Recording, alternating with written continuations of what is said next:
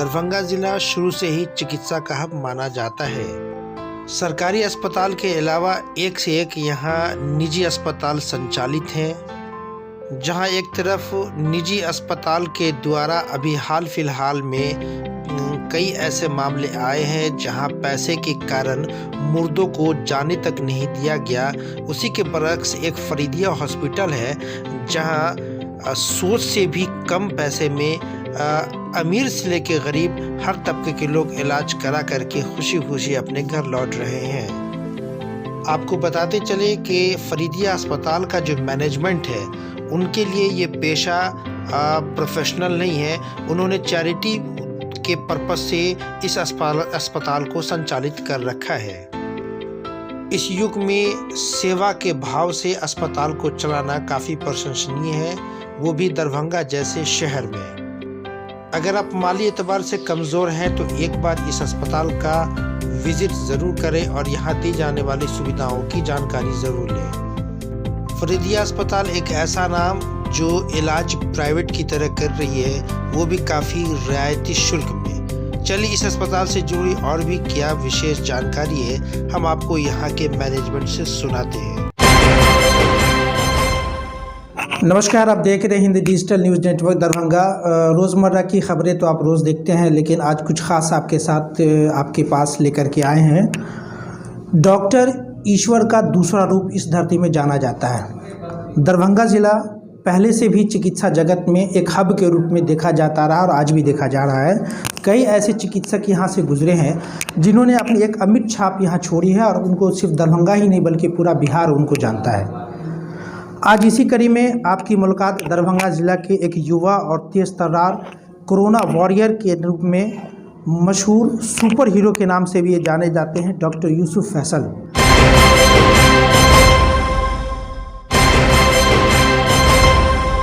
जी doctor साहब, आपका हमारे चैनल में स्वागत है। बहुत बहुत शुक्रिया। सर, सब आपसे तो पूरा दरभंगा ज़िला परिचित है।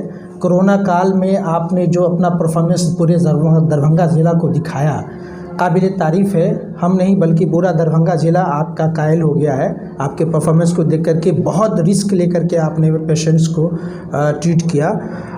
कुछ फरीदिया हॉस्पिटल से जुड़ी कुछ जानकारी आपसे चाहिए। व्यक्तिगत तो हम क्या सारे लोग जान रहे हैं। आपके इस अस्पताल में अभी जो फरीदिया हॉस्पिटल है, इसमें अभी कौन कौन सी लेटेस्ट सुविधाएं दी जा रही हैं जो दरभंगा ज़िला में दूसरे अस्पताल में भी उपलब्ध है लेकिन काफ़ी एक्सपेंसिव हैं? तो एक्सपेंसिव होने के नाते लोगों का टर्नअप फरीदिया अस्पताल की तरफ हो रहा है। तो कुछ ऐसी सुविधाएं आप अपनी ज़बानी हमारे दर्शकों को बताइए ताकि हमारे दर्शक जान सकें। Thank you. सबसे पहले तो मैं आपको थोड़ा फरीदिया हॉस्पिटल की हिस्ट्री बता दूं। ये हॉस्पिटल पिछले 60-70 साल से यहाँ मौजूद है। 1952 में इस हॉस्पिटल की बुनियाद मेरे दादा डॉक्टर अब्दुल हफीज़ सल्फ़ी रहमतुल्लाह अलैह ने डाली थी और उस वक्त उन्होंने अपने वालिद के नाम से, उनके वालिद का इंतकाल 1952 में ही हुआ था, अपने वालिद के नाम से उन्होंने ये हॉस्पिटल बनाया था और यहाँ हफ्ते में एक दिन वो फ्री में पेशेंट देखते थे।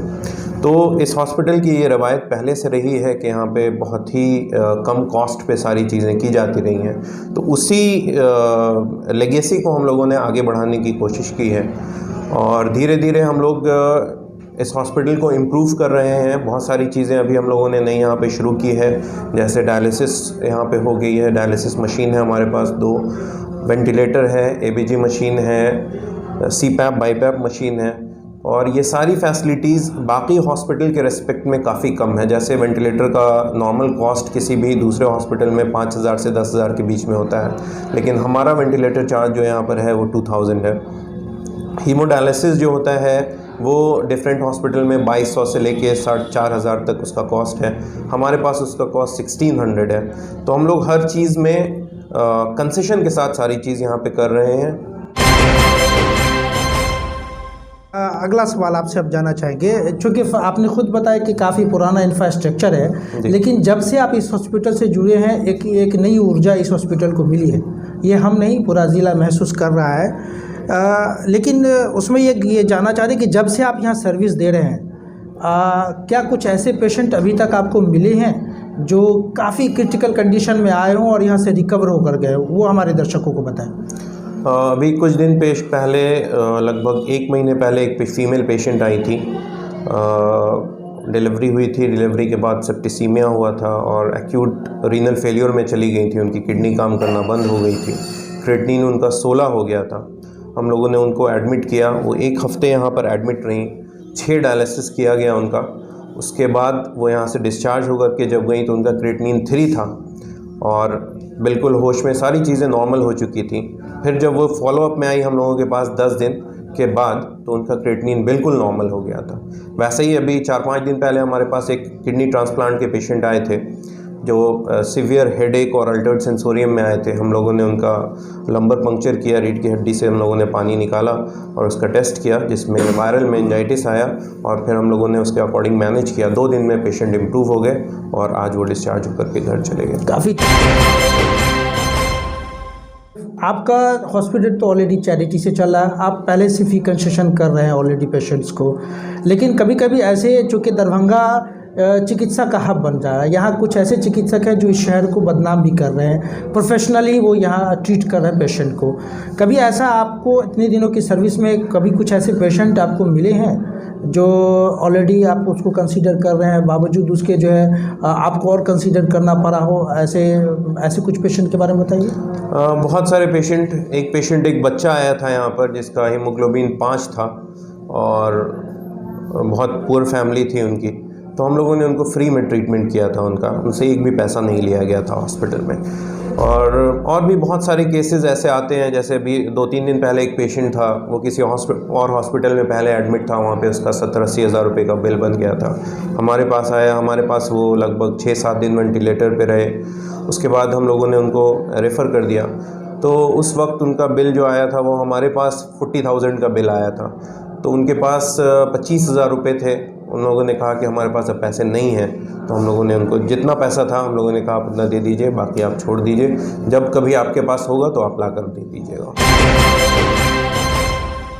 बहुत कम चिकित्सक या अस्पताल सेवा दे रहे हैं। एक सवाल सर आपसे लेना चाहेंगे, चूँकि यहाँ एक नाम जुड़ा हुआ फरीदिया, तो एक मास लेवल पे कहीं ये मैसेज तो नहीं जा रहा है कि ये माइनॉरिटीज़ का हॉस्पिटल है, मेजॉरिटी जो बहुसंख्यक समुदाय हैं मुस्लिम को छोड़ दिया जाए, तो क्या आपके यहाँ उनके यहाँ वैसे पेशेंट्स के बाकी समुदाय के लिए भी सेवा है क्या? हाँ, सारे समुदाय के लिए सेवा है। हमारे पास 30% के अराउंड नॉन मुस्लिम पेशेंट भी रहते हैं और अभी भी हमारे पास 1-2 नॉन मुस्लिम पेशेंट एडमिट भी हैं।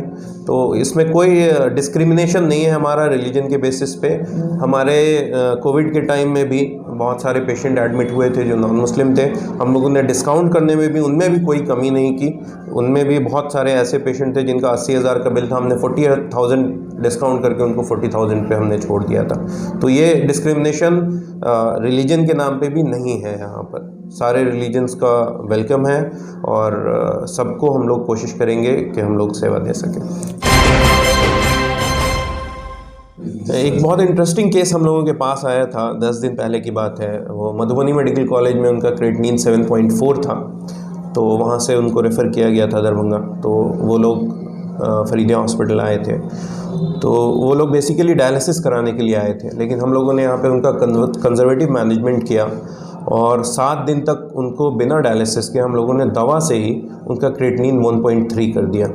तो ये बहुत ज़बरदस्त केस था हम लोगों के लिए, क्योंकि एक्यूट किडनी इंजरी में थे वो पेशेंट और 7.4 क्रेटिनिन था, जहाँ से वो नॉर्मल आया और वो लोग डिस्चार्ज होकर के गए और वो लोग बहुत खुश थे।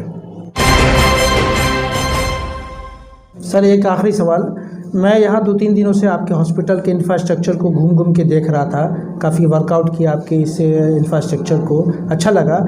लेकिन एक पेशेंट मुझे मिले, उन्होंने एक निगेटिव फीडबैक मुझे दिया। उन्होंने कहा कि मैं जब बाहर से यहाँ आया तो मुझे ये बताया गया कि भाई आप यहाँ के अगर पेशेंट हो तो आपको यहाँ जो छूट मिलता है इलाज जांच वगैरह में, वो आपको बाहर के पेशेंट को अलाउ नहीं है।